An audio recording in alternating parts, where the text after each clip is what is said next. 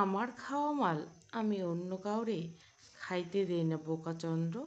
অভির হাতের বাঁধন ধীরে ধীরে আরো শক্ত হতে থাকে, এতটাই শক্ত যেন আনন্দীকে নিজের বাহুর ভেতরে চেপে গুড়িয়ে ফেলতে চায় সে। আনন্দের নিঃশ্বাস আটকে আসতে থাকে, তার মনে হতে থাকে বুকের হাড়গুলো পর্যন্ত ভেঙে যাবে। সে ছটপট করে, একটু সরে যাওয়ার চেষ্টা করে, কিন্তু অভির বাহুর চাপ থেকে নিজেকে সারানো অসম্ভব হয়ে ওঠে। অভি তাকে আরও নিজের দিকে টেনে নেয়, তার বুকের সাথে পুরোপুরি চেপে রেখে। হঠাৎ করে নিস্তব্ধ ঘরের ভেতরে ফোনের রিংটোন বেজে ওঠে। অভি এক হাত দিয়ে শক্ত করে আনন্দীকে নিজের বাহুর মধ্যে চেপে রাখে, অন্য হাতের পকেট থেকে ফোন বের করে কল রিসিভ করে। তার ঠোঁটে তখন তৃপ্তির হালকা হাসি। কাম হয়েছে? ওপাশ থেকে ভেসে আসে উচ্ছ্বাসিত গলা। জি ভাই, সুন্দর মতো পার হয়েছে। অভির চোখে মুহূর্তের জন্য তীক্ষ্ণ একটা ঝিলিক দেখা যায়। সে ধীরে ধীরে কল কেটে দেয়, তারপর আবার দৃষ্টি নামায় আনন্দের দিকে। আনন্দী তখনও তার বুকের সাথে ঠেসে আসে, শরীরটা কাঁপছে ক্ষীণভাবে, চোখের কোণ ভেজা, ঠোঁট ফ্যাকাশে। অভি ধীরে ধীরে তার মাথা হাত বুলিয়ে দেয়, কণ্ঠে অদ্ভুত কোমলতা এনে নিচু স্বরে বলে, তুই তো আমার জন্য লক্ষ্মী রে মেয়ে। এই প্রথম তার হাতের চাপ একটু আলগা হয়, কিন্তু পরক্ষণে অভির ভুরু কুঁচকে যায়। আনন্দে নড়ছে না একদমই। সে আলতো করে আনন্দের মুখটা তুলে ধরে, চোখ দুটো বন্ধ, নিঃশ্বাস খুব ধীরে চলছে। অতিরিক্ত ভয় আর মানসিক চাপে অবশেষে ভেঙে পড়েছে সে। শরীর আর নিতে পারেনি এত কিছু। জ্ঞান হারিয়ে নিস্তেজ হয়ে পড়ে আছে অভির বুকে। অভি কিছুক্ষণ আনন্দের নিস্তেজ মুখের দিকে তাকিয়ে থাকে, তারপর বিরক্তিতে কপাল কুঁচকে ফেলে। ধুর। আনন্দের গালে হালকা চাপড় দিয়ে তাকে জাগানোর চেষ্টা করে সে, কিন্তু কোনো সাড়া মেলে না। অভি বিরক্ত স্বরে বিড়বিড় করে ওঠে, মাত্র টাকা পয়সা আইছে আর মাইয়া জ্ঞান হারিয়েছে। গেল গেল, আমার কইরা আনা টাকাগুলো গেল। কথাগুলো বলতে বলতে সে দাঁত চেপে শ্বাস ছাড়ে, যেন পুরো ঘটনা তাকে রাগিয়ে দিচ্ছে। তারপর নিচু হয়ে আনন্দের মুখের সামনে হাত নাড়িয়ে বলে, এই নাটক করস নাকি সত্যি সত্যি অজ্ঞান হয়েছস? কোনো উত্তর আসে না। আনন্দী ফ্যাকাশে মুখ আর নিস্তেজ শরীর দেখে অভির বিরক্ত ভেতরে হালকা অস্বস্তি ফুটে ওঠে, তবে সেটা এক মুহূর্তে বেশি স্থায়ী হয় না। আবার ঠোঁট বাঁকিয়ে বিরক্ত গলায় বলে ওঠে, আমার টাকার শত্রু লাগা হসপিটাল। নিভু নিভু চোখে ধীরে ধীরে তাকায় আনন্দে। প্রথমে তার চোখে পড়ে সাদা সিলিং, চারপাশে তীব্র ওষুধের গন্ধ। মাথাটা যেন ভারী হয়ে আসে। হাত নাড়াতে বুঝতে পারে ক্যানেলা লাগানো। স্যালাইন ধীরে ধীরে তার শরীরে প্রবেশ করছে। কিছুক্ষণ ফ্যাল ফ্যাল করে ছাদের দিকে তাকিয়ে থাকার পর পাশ ফিরে দেখতে পায় মা চেয়ারে বসে ঝিমোচ্ছে, চোখ মুখ ফুলে আছে কান্নায়। একটু দূরে সোফায় বসে আছে আকরাম শেখ, মাথা নিচু করে বসে আছেন তিনি। তার পাশেই দাঁড়িয়ে ইন্সপেক্টর রেহমান, দৃষ্টি নিজের ফোনে। আনন্দে শুকনো ঠোঁট নাড়ে মা। খুব ক্ষীণ শব্দ বের হয় তার গলা থেকে। প্রথমবার কেউ শুনতে পায় না। দ্বিতীয়বার ডাকতে আয়েশা শেখ তড়িঘড়ি করে উঠে বসে। আনন্দী এক মুহূর্তে তার চোখ ভিজে ওঠে পায়ের শব্দে। রেহমান দ্রুত এগিয়ে এসে বিছানার কাছে। সোফায় আধো ঘুমে থাকা আকরাম শেখ চমকে ওঠেন, মেয়ের পাশে এসে দাঁড়ান। আনন্দে কষ্ট করে ঠোঁট ভিজে বলে, একটু পানি দিবে মা? গলাটা শুকিয়ে গেছে। পাশ থেকে দ্রুত গ্লাসে পানি টেনে দেয় রেহমান। আকরাম শেখ আর আয়েশা শেখ মিলে ধীরে ধীরে আনন্দীকে উঠে বসান, তারপর সাবধানে তাকে পানি পান করানো হয়। পানি খেতে খেতে আয়েশা শেখের চোখ বেয়ে টপ টপ করে পানি গড়িয়ে পড়তে থাকে। আনন্দী ধীরে ধীরে তাকায় বাবার দিকে, তার চোখে তখন জমে রয়েছে অভিমান। তোমাকে কল করলাম, ধরলি না যে বাবাই? কথা বলতে বলতে গলা কেঁপে ওঠে তার। জানো আমি কোথায় ছিলাম? আকরাম শেখের বুকটা যেন ভেতর থেকে চিড়ে যায়, কিন্তু মুখ দিয়ে কোনো শব্দ বের হয় না, শুধু চোখে পানি নীরবে গড়িয়ে পড়ে। তিনি কাঁপা হাতে মেয়ের মাথায় হাত রেখে বলেন, কিছু বলিস না মা, আমি সব শুনছি। পাশ থেকে আয়েশা শেখ কাঁপা কণ্ঠে বলে ওঠে, ও তোর সাথে কিছু করেনি তো মা? প্রশ্নটা শুনে আনন্দের বুকের ভেতরটা ধক করে ওঠে, নিঃশ্বাস আটকে আসে তার। কীভাবে বলবে এই কয়দিন কি হয়েছে তার সাথে? মানুষ শুধু শরীর ছোঁয়ার নষ্ট হয় না, ভয় মানুষকে ভেতর থেকে শেষ করে দেয়। তার মনে হতে থাকে সে আর আগে সে আনন্দে নেই। কিন্তু এসব কথা কি মুখে আনা যায়? বাবা মায়ের সামনে বসে কেউ কিভাবে নিজের লাঞ্ছনার কথা বলে? ঠোঁট কেঁপে ওঠে তার, কিন্তু কোনো শব্দ বেরোয় না। ঘরটা ভারী নীরব হয়ে থাকে। ঠিক তখনই সামনে দাঁড়িয়ে থাকে রেহমান। শান্ত দৃঢ় কণ্ঠে বলে ওঠে, না, কিচ্ছু হয়নি। একটু থেমে আনন্দের দিকে তাকায়। ও পবিত্র আছে। আনন্দে ধীরে ধীরে তাকায় রেহমানের দিকে। তার চোখে তখন অদ্ভুত ক্লান্তি। রেহমান আবার বলে, এখন তোমাকে শক্ত হতে হবে আনন্দী। কেস করতে হবে, নিজের জন্য লড়তে হবে। তুমি সাপোর্ট না করলে আমি একা কিচ্ছু করতে পারবো না। আনন্দী কোনো উত্তর দেয় না, চুপচাপ বসে থাকে। কিন্তু তার ভেতরে তখন অন্য ঝড়। হঠাৎ তার মনে পড়ে যায় পিরিয়ডের তারিখ 5 দিন আগেই চলে গেছে, এখনো হয়নি। বুকের ভেতর ধীরে ধীরে ভয় জমতে শুরু করে তার। তাহলে সে কি মা হতে যাচ্ছে? না না না, এটা কিভাবে সম্ভব?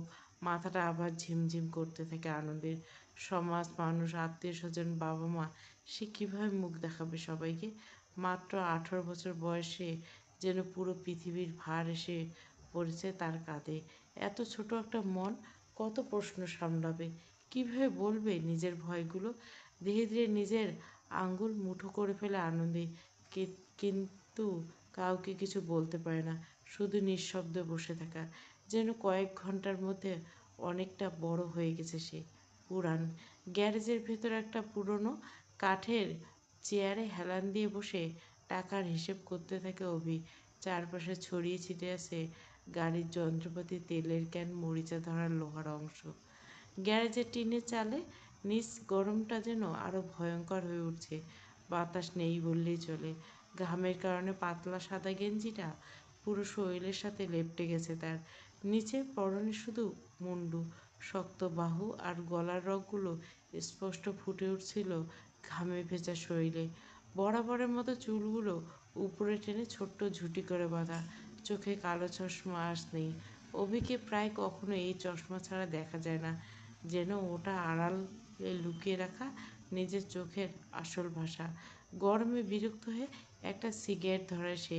ধোঁয়াটা ধীরে ধীরে ছাড়তে ছাড়তে পাশে দাঁড়িয়ে থাকা নোবেলের দিকে না তাকিয়ে বলে ওঠে, জোরে বাতাস কর, আর ফ্যানটা কালকে ঠিক করাবি। পাশে দাঁড়িয়ে হাতে পাখা করা নোবেল মুখ বলে বলে, ভাই, একটা এসি লাগাই ফেলেন না। কথাটা শুনে অভি ধীরে ধীরে মুখ ঘুরিয়ে তাকায় তার দিকে। চোখে বিরক্তি স্পষ্ট বোঝা যাচ্ছে।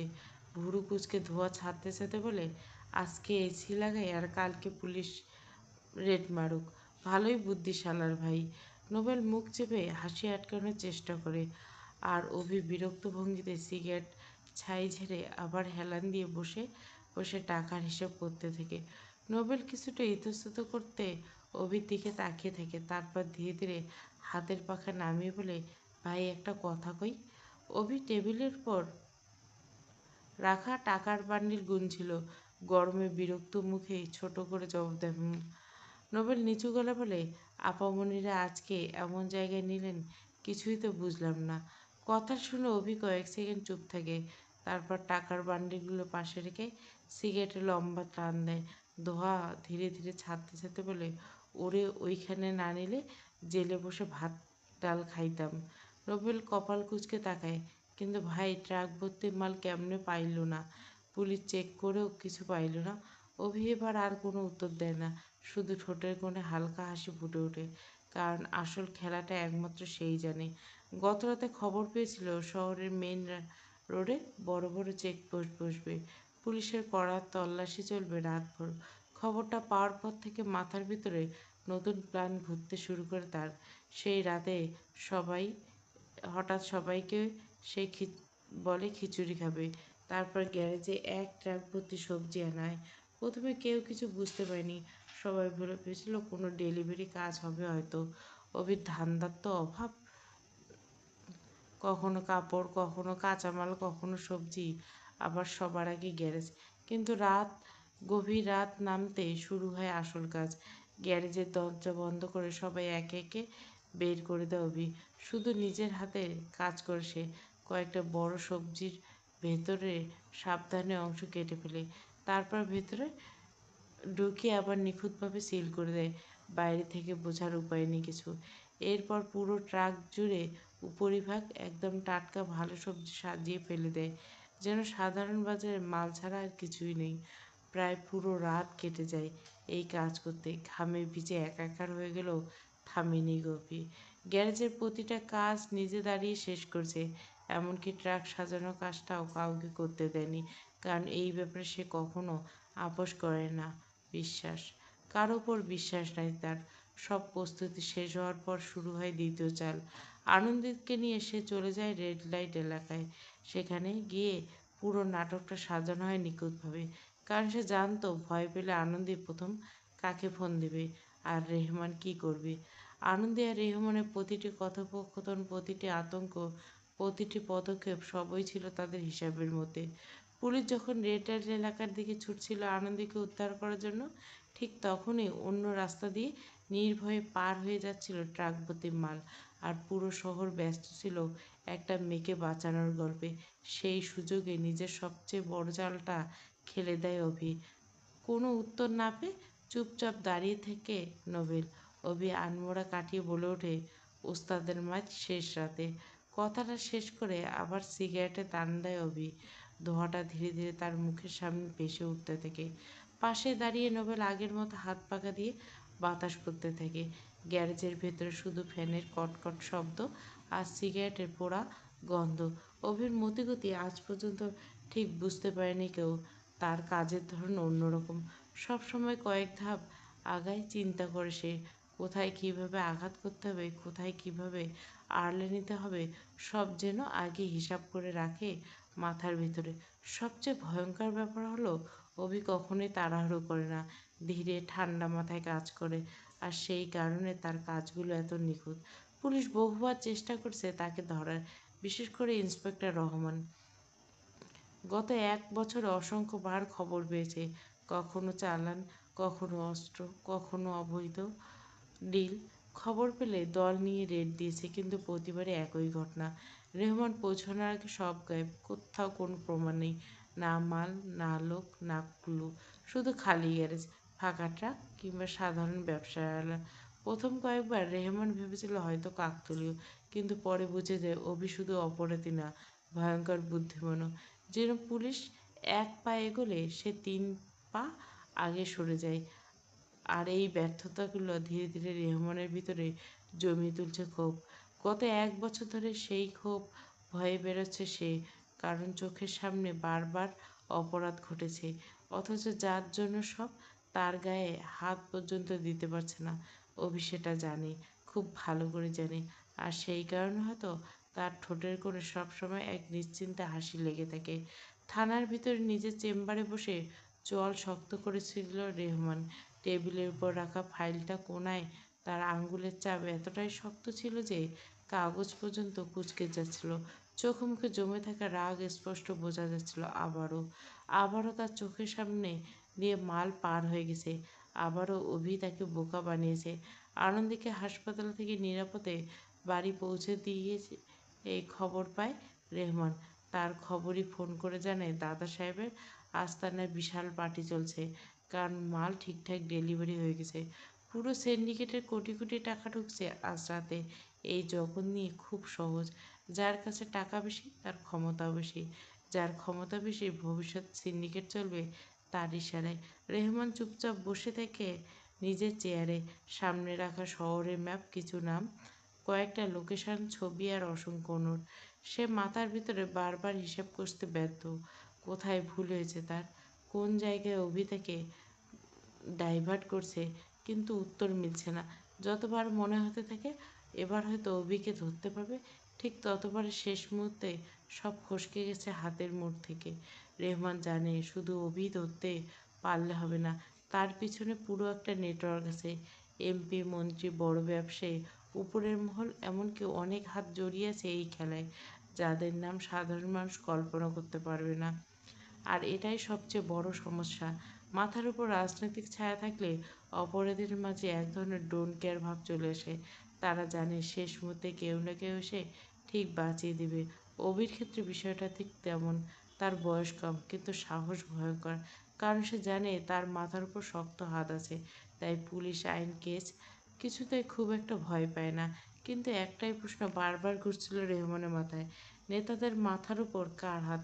কে চালাচ্ছে পুরো খেলায়? কে সেই মানুষ যার কারণে এত বড় সিন্ডিকেট বছরের পর বছর টিকেছে? চোখ বন্ধ করে চেয়ারে হেলান দেয় রেহমান। ক্লান্তি ধীরে ধীরে ভর করছে শরীরে, কিন্তু মাথার ভিতর অস্থিরতা থামছে না। দেওয়ালে ঝোলানো ঘড়ির দিকে তাকিয়ে বুঝতে পারে রাত 12টা পেরিয়ে গেছে, সময় নেই। কিন্তু তার ভাবনার শেষ নেই। হঠাৎ করে কোনো লক না করে চেম্বারে দরজা ঠেলে ঢুকে পড়ে রোমিও।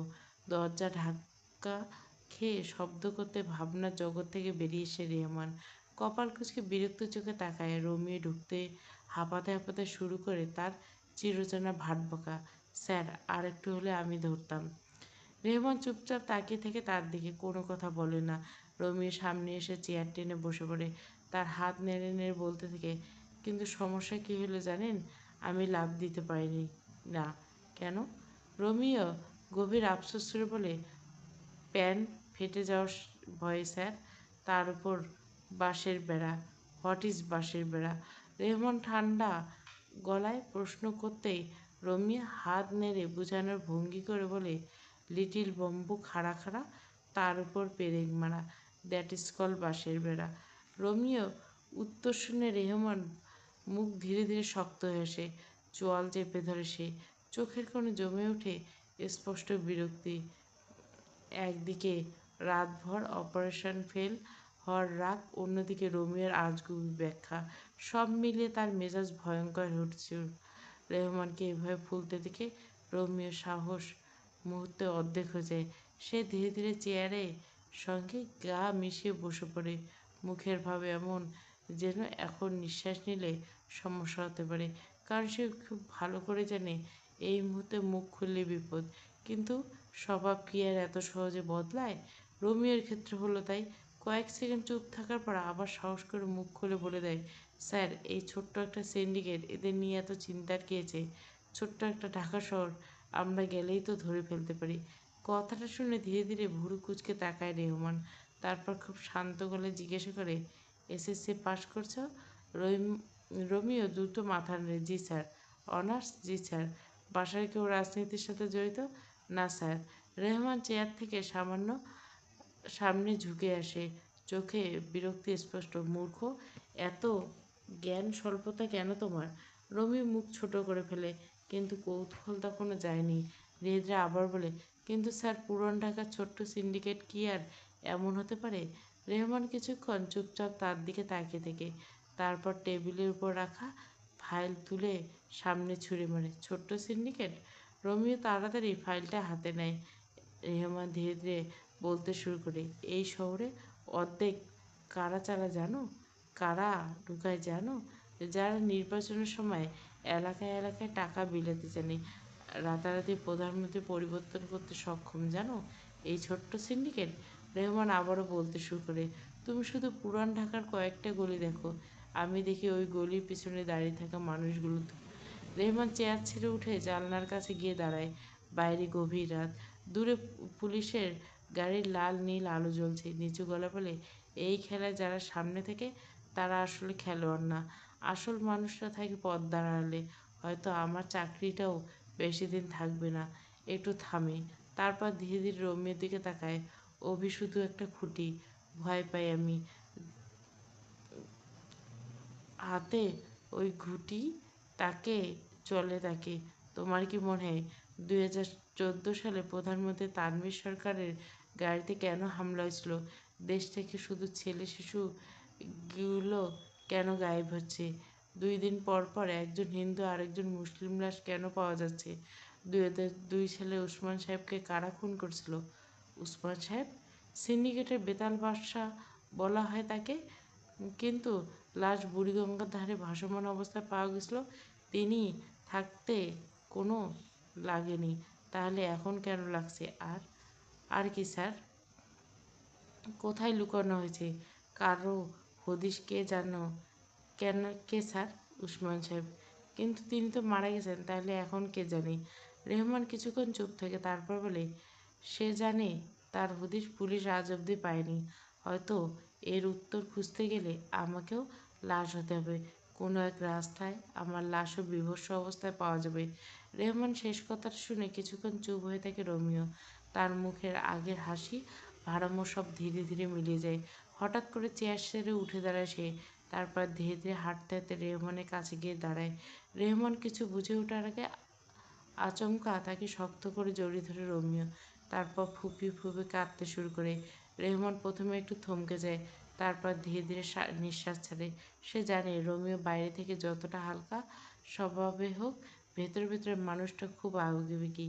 রোমিও তাকে শুধু অফিসার হিসেবে দেখে না, বড় ভাইয়ের মতো দেখে, ভরসার জায়গা হিসেবে দেখে। রেহমান ধীরে ধীরে তার পিঠে হাত রাখে, কিছু বলে না, কারণ অনেক সত্য শব্দে বলা যায় না।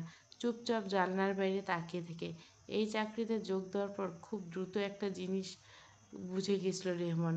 আইনের বইয়ে যেভাবে লেখা থাকে, বাস্তব দুনিয়ায় ঠিক সেভাবে কাজ করে না।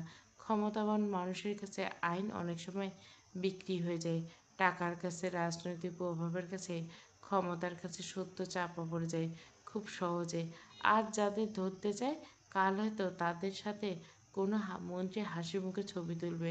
যাদের বিরুদ্ধে প্রমাণ জোগাড় করতে রাত জাগে, কয়েকটা ফোন করলে তারা জামিন পেয়ে বাইরে ঘুরবে। আর এই খেলার সবচেয়ে ভয়ঙ্কর ব্যাপার হলো, সে সবই বেশি সত্য জানে, তার বাঁচার সম্ভাবনা সবচেয়ে কম। রেহমান সেটা জানে, খুব ভালো করেই জানে। হয়তো একদিন তাকে মরতে হবে, হয়তো কোনো অন্ধকার রাস্তায়, হয়তো সাজানো দুর্ঘটনায়, কিংবা এমনভাবে যাতে মানুষ বিশ্বাস করে নেয় এটা স্বাভাবিক মৃত্যু। কারণ সত্যের চেয়ে ক্ষমতাবান অনেক বড় এই সমাজ, তবু সে থামেনি। হয়তো একগুঁয়ে থেকে, হয়তো নিজের বিবেকের কাছে হেরে যেতে চায় না বলে। রোমিও তখন তাকে শক্ত করে জড়িয়ে ধরে কাঁদতে থাকে, আর রেহমানও স্থির চোখে বাইরে তাকিয়ে থাকে, যেন রাতের অন্ধকার ভেদ করে ভবিষ্যৎ দেখার চেষ্টা করছে। রাত তখন অনেক গভীর। পুরনো গ্যারেজ নিস্তব্ধ। দূরে কোথাও কুকুরের ডাক ছাড়া আর কোনো শব্দ নেই। নিজের ছোট্ট রুমের বিছানায় আধশোয়া ফোন স্ক্রল করছিল অভি। তবে অন্যদের মতো কোনো সোশ্যাল মিডিয়া না। তার চোখে ছিল নিজের গ্যালারিতে জমে থাকা কিছু ছবিতে আনন্দের ছবি। একটার পর একটা ছবি দেখতে থাকে, কখনো জুম করে চোখের দিকে, কখনো ঠোঁটের দিকে, কখনো ভয় পাওয়া মুখটার দিকে স্থির হয়ে তাকিয়ে থাকে সে। ঘরের স্নান আলোয় তার চোখ দুটো অদ্ভুতভাবে চকচক করছিল। হঠাৎ করে নিজে অজান্তে নিচু স্বরে বলে ওঠে, একের। কথাটা বলে ঠোঁটের কোণে হালকা হাসি ফুটে ওঠে তার। অ্যাডামাস আপেল ধীরে ধীরে ওঠানামা করছে। মাথার ভিতর জমতে থাকে অদ্ভুত কামনা আর অধিকারবোধের মিশ্র অনুভূতি। কিছুক্ষণ চুপচাপ তাকিয়ে থাকার পর ফোনের ডান পাশে সময়ের দিকে নজর যায় তার। রাত অনেক। আনন্দে হয়তো এখন ঘুমিয়ে গেছে। হাসপাতালে ভর্তি করানোর পর আর খোঁজ নেওয়া হয়নি তার। অবশ্য পুরো ঘটনাটায় পর্দার আড়ালে খেলোয়াড় তো অভি নিজেই ছিল। আনন্দকে অজ্ঞান অবস্থায় হাসপাতালে পাঠানোর পর ব্যবস্থা করেছিল সে। এমনকি গোপনে রেহমানের কাছে খবর পৌঁছে দিল সে। এরপর রহমান খবর দেয় আনন্দের বাবা মাকে। সব কিছু দূর থেকে নিখুঁতভাবে নিয়ন্ত্রণ করছে অভি, কিন্তু তারপর আর যোগাযোগ হয়ে ওঠেনি। হঠাৎ কী মনে করে হোয়াটসঅ্যাপে ঢুকে আনন্দীকে ভিডিও কল দেয় সে। কল যায় না। প্রথমে ভুরু কুঁচকে তাকায় অভি, আবার চেষ্টা করে, তবুও একই। তারপর একে একে সব জায়গায় চেক করে শুরু করে, হোয়াটসঅ্যাপ নাম্বার, সোশ্যাল মিডিয়া, সব জায়গাতে ব্লক। কয়েক সেকেন্ড স্থির হয়ে বসে থাকে, তারপর আচমকা বিছানা ছেড়ে উঠে দাঁড়ায়। চোখে মুখে বিরক্তি আর অবিশ্বাস স্পষ্ট। আমারে ব্লক করলা? পরক্ষণে দাঁত চেপে নিচু গলায় বলে ওঠে, মরার পাখনা গজাইছে বান্দিরে। রাগে তার চোয়াল শক্ত হয়ে আসে। ফোনটা হাতের মুঠোয় চেপে ধরে এদিক সেদিক পায়চারি করতে থাকে, যেন ব্যাপারটা তার পুরুষ অহংকারে সরাসরি আঘাত করছে। না, শখের বেটি, সানডে মানডে ক্লোজ করতে হইব। মনের অলিগলি হয়ে কেন পালালি? রাতেও মরীচিকা, এই শেখের বেটি। গট ইট সোনামণি। কোচিংয়ের বাইরে দাঁড়িয়ে বেশ হাসিমুখে ফুচকা খেতে থাকে আনন্দী। মুখে অনেক দিন পর একটু স্বাভাবিক হাসি দেখা যায় তার। পাশে দাঁড়িয়ে বান্ধবীরা গল্প করতে থাকে। কেউ ঝাল বেশি হয়েছে বলে পানি খুঁজতে থাকে, কেউ আবার হাসতে হাসতে আনন্দের গায়ে ধাক্কা দেয়। বিকেলের নরম আলোয় সব কিছু সাধারণ, খুব স্বাভাবিক লাগে। কিন্তু এই স্বাভাবিকতায় আনন্দের 15টা দিন লেগেছে, পুরো 15 দিন। এই কয়েকদিনে ধীরে ধীরে নিজেকে সামলাতে থাকে সে। যদি রাত হলে এখনও অনেক কিছু মনে পড়ে যায়। মাঝরাতে ঘুম ভেঙে বুক ধড়ফড় করতে থাকে। তবু বাইরে থেকে নিজেকে স্বাভাবিক রাখার চেষ্টা করে সে। আর এই পুরো সময় জুড়ে রেহমান তাকে ফুল প্রোটেকশন দিয়ে রাখে। কোনো প্রমাণ না থাকে অভিকে এখনও গ্রেপ্তার করা যায়নি। আইনের সীমাবদ্ধতা আছে, শুধু সন্দেহের উপর কাউকে ধরা যায় না, কিন্তু নিরাপত্তা দেওয়া যায়। আর সেটাই করে রহমান। আনন্দের বাসার সামনে সারাক্ষণ পুলিশ পাহারা বসিয়ে দেয় সে। এমনকি কোচিংয়ে যাওয়া আসার সময় দুজন কনস্টেবল সবসময় আশেপাশে থাকতে বলে। দূর থেকে নজর রাখতে থাকে তারা। ফলে গত 15 দিন একবারের জন্য আনন্দের ধারে কাছে ঘেঁষতে পারে না অভি। এমনকি তার ছায়াও দেখতে পায় না সে। আর সেটাই ধীরে ধীরে অভির ভেতরে রাগ বাড়তে থাকে। বিশেষ করে ব্লক করার ঘটনাটা। সব জায়গা থেকে তাকে ব্লক করে দেয় Anandi. WhatsApp, call, social media সব। অভির মতো মানুষের জন্য শুধু এটা রাগের বিষয় না, ইগোতে আঘাত। কারণ সে অভ্যস্ত না কেউ তাকে কেটে দিবে। সেদিন রাতে ভীষণ বিরক্ত নিয়ে বাসা থেকে বের হয়ে যায় অভি। মাথার ভিতরে একটাই চিন্তা ঘুরতে থাকে, আনন্দীকে শিক্ষা দিতেই হবে। রাত গভীরতে বাইক নিয়ে বেরিয়ে পড়ে সে। শহরে ফাঁকা রাস্তা কেটে দ্রুত এগোতে থাকে আনন্দের এলাকার দিকে। কিন্তু বাড়ির কাছাকাছি বাইক গতি ধীরে হয় সে। দূর থেকে চোখে পড়ে পুলিশ পাহারা। সামনের গলিতে দুজন কনস্টেবল দাঁড়িয়ে থাকতে দেখে সে। আর একটু ঘুরে পিছনে দিকে তাকাতে আরও দুজন দেখতে পায়। অভি ঠোঁটের কোণে ধীরে ধীরে তীক্ষ্ণ হাসি ফুটে ওঠে। অকামের সময় প্রোটেকশন নিলাম না, এখন এই তীরে প্রোটেকশন দিতেছে। বাইক থামিয়ে কিছুক্ষণ দূর থেকে বাড়িটার দিকে তাকিয়ে দেখে সে। তার চোখে তখন অদ্ভুত এক স্থিরতা। তার মাথার ভিতর আবার নতুন পরিকল্পনা জন্ম নিতে থাকে। সেদিন রাতে শেষ পর্যন্ত ফিরে যায় অভি। আনন্দের বাড়ির সামনে দাঁড়িয়ে থাকা পুলিশ দেখে আর ঝুঁকি নেয় না সে। তারপর কেটেছে আরও কয়েকটা দিন। এই সময়ের মধ্যে আনন্দের সাথে দেখা হওয়ার কোনো সুযোগ পায় না অভি। কিন্তু নিজের ভেতরের কামনা কি এত সহজে থেমে যায়? হয়তো কিছু পুরুষ আছে যারা নিজের সীমানা জানে, নিজের লালসাকে নিয়ন্ত্রণ করতে পারে। কিন্তু বাকি অনেকের ভিতরে অন্ধকার বাস করে। আর অভি সেই অন্ধকারের মানুষ। গত 15 দিন নিজের ভিতরে জোর করে চেপে রাখে সে। কিন্তু যত সময় যেতে থাকে আনন্দীকে পাওয়ার নেশাটা আরও বাড়তে থাকে তার ভিতরে। ধীরে ধীরে আবার নতুন ছক কষতে শুরু করে অভি। আজ ঠিক 15 দিন আবার আনন্দীকে দেখতে পায় সে কোচিংয়ের সামনে। বন্ধুদের সাথে দাঁড়িয়ে হাসতে থাকে আনন্দী, হাতে ফুচকার প্লেট, মুখে অনেকদিন পর একটু স্বাভাবিকতা। দূর থেকে বাইকের উপর বসে স্থির চোখে তাকিয়ে থেকে অভি বিড়বিড় করে বলে, জীবনে জীবনের আমার লগে হাসতে দেখলাম না বান্দি। অভির মন বলছিল এখনই চলে যাবে আনন্দের কাছে।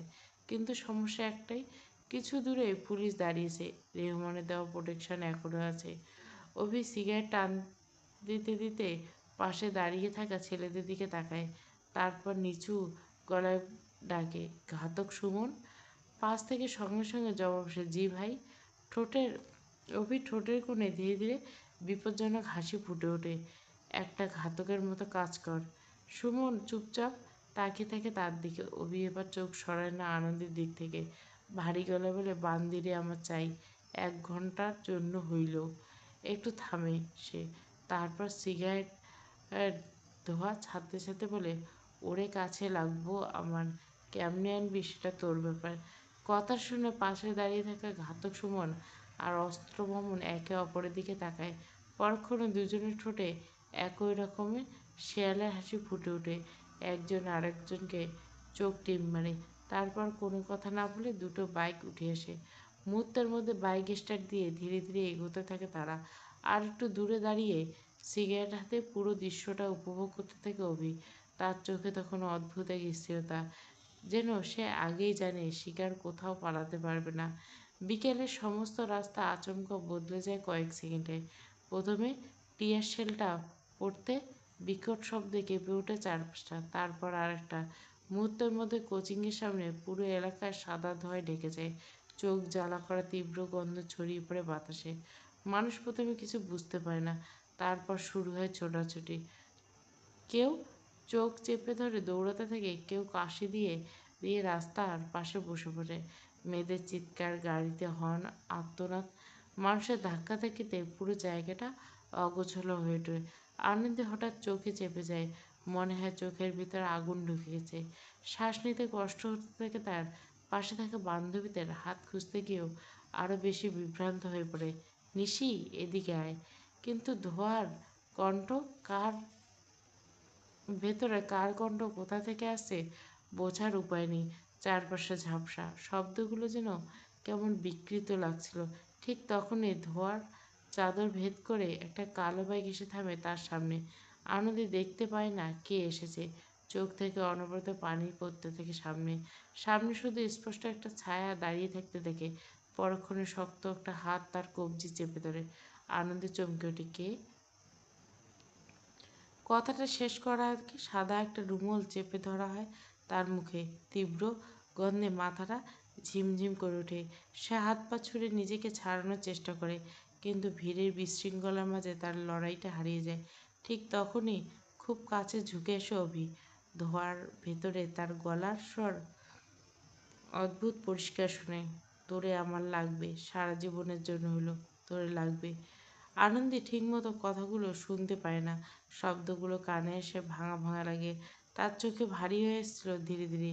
চারপাশে ধোঁয়া, চিৎকার, আতঙ্ক, সব কিছু যেন দূরে সরে যেতে থাকে। পরক্ষণে অভি থেকে নিজের দিকে টেনে নেয় খুব সহজে, যেন বহুদিনের চেনা কোনো জিনিস তুলে নিচ্ছে। তারপর আনন্দকে নিজের সামনে বসিয়ে মুহূর্তের মধ্যে ধোঁয়ার ভিতরে মিলিয়ে যায় সে। পেছনে পড়ে থাকে শুধু বিশৃঙ্খলা। জ্ঞানহীন আনন্দীকে সামনে বসিয়ে নিজের সাথে চেপে রাখে অভি। এমন অবস্থায় বাইক চালানো ভীষণ কষ্টদায়ক। অভি কোনোরকম বাইক চালিয়ে জায়গাটা ছেড়ে বেরিয়ে এসে ধোঁয়ায় অবচেতন হয়ে পড়া আনন্দীকে সামলে বাইক চালানো তার জন্য ভীষণ ঝামেলা হয়ে উঠছিল। এক হাতে হ্যান্ডেল, আর এক হাতে বারবার আনন্দের শরীর সামলাতে হচ্ছিল তাকে। কয়েকবার তো প্রায় বাইকের ব্যালেন্স হারিয়ে ফেলেছিল অভি। শেষমেশ শহরের একটু নির্জন জায়গায় এসে বাইক থামে সে। চারপাশে ফাঁকা, দূরে কয়েকটা স্ট্রিট লাইট ছাড়া আর কিছুই নেই। রাতের বাতাসেও বিরক্তি কমে না তার। অবচেতন আনন্দী তার পুরো শরীরের ভর ছেড়ে দেয় অভির উপর হেলে পড়ে আছে। মাথাটা বারবার এদিকে কাত হয়ে যাচ্ছে। অভি হাঁপাতে হাঁপাতে বিরক্ত চোখে তাকায় তার দিকে। সিনেমায় কত সাহস লাগে এসব। হিরোরা দিব্যি এক হাতে হিরোইন নিয়ে বাইক চালায়, উঠতে উঠতে ঘুরে বেড়ায়, কিন্তু বাস্তব অত সহজ না। অভি নিজের কোমর ধরে যাওয়ার অবস্থা। বিরক্তিতে দাঁত চেপে নিচু গলায় বলে ওঠে, খাইয়া খাসির মতো শরীর বানাইছে কয়দিনে, ব্যাপার না, আবার নিয়মিত ব্যায়াম করাইয়া ফিট বানাবো। উন্মাদনা পর্ব 5। পুরো গল্প প্লেলিস্টে। সাজের মায়াও দিব, আকাশপ্রিয়াও দিব, উন্মাদনাও দিব।